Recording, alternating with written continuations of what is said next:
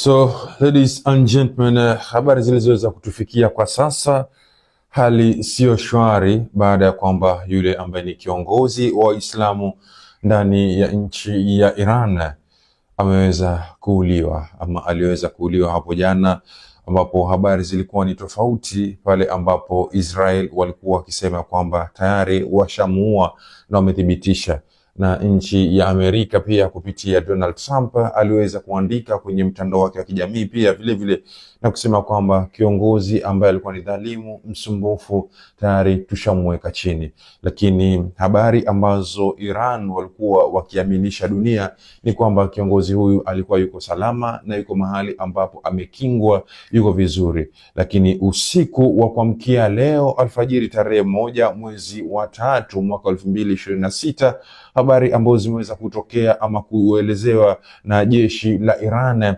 limekuja na kuchapisha kwenye mitandao na kuandika hivi, nitanukuu kwa Kiswahili, ambapo limesema hakika sisi ni wa Mungu na kwake tutarudi.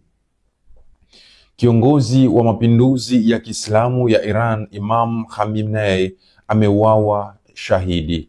Hiyo ndio habari ambayo jeshi la Iran limeweza kuchapisha hivi usiku wa kuamkia leo, na hivyo basi nikasema tuje tuzitaarifishe habari hizi kwa kila mtu ili aweze kuelewa kitu gani ambacho kinaendelea kwenye hino dunia mpaka sasa. Hapo kwa KG Chipande tunasema inna lillahi wa inna ilaihi rajiun.